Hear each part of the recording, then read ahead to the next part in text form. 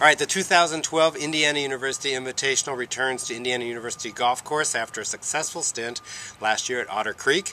This year's field is very diverse, headed by Indiana University. We have Big 12 representation from Kansas State, also MAC representation from Eastern Michigan, Western Michigan, Toledo, Evansville is in the field, Marshall, IUPUI, Butler, so a very, very diverse field with outstanding college golfers. Representing Indiana University in the Indiana Invitational this year, playing in the #1 spot is junior Kate Coons. Kate comes off an outstanding Mountain View Invitational, posting 3 rounds of 72 to lead IU to a great finish out in the desert. #2 will be Christa Nekane. The senior from Marion, Indiana, is playing in her final Indiana Invitational. Should be a great tournament for her. #3 is Rosie Davies. Rosie has put together great tournaments all spring, and I'm looking for another great finish for her. #4, Elizabeth Tong, the freshman from Ontario, is a long hitter, and this course really sets up well for her. If she can just drive it in the fairway, she's going to have a lot of short irons into the greens.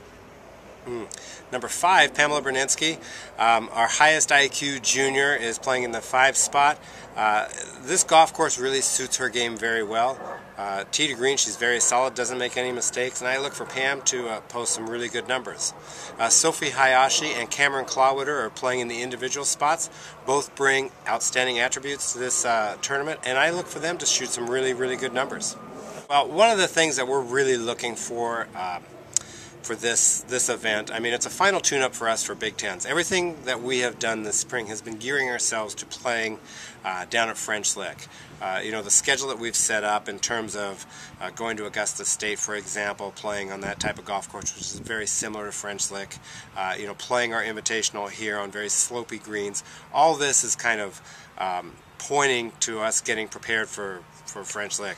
So, you know, there's a huge benefit for us to be playing at home, first of all, you know, kind of in our backyard, and as well in a very similar setting as what we're going to see at the Big Ten Conference Championship. So, you know, it's kind of a win-win-win situation.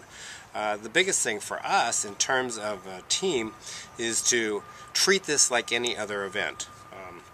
You know, in golf it's a little bit different, obviously, because you know, we play different courses, and then you get on your home course, and sometimes, you know, it can be a little bit of familiarity, and you let your guard down a little bit and treat it maybe a little bit differently. So our focus this week has been on preparing like this is any other tournament. This is a tournament.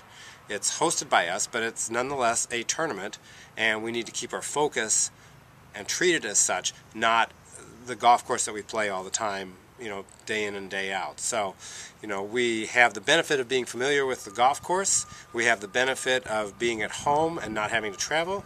We have the benefit of preparing for, you know, French Lick, and it's, like I said, an all-around win-win-win.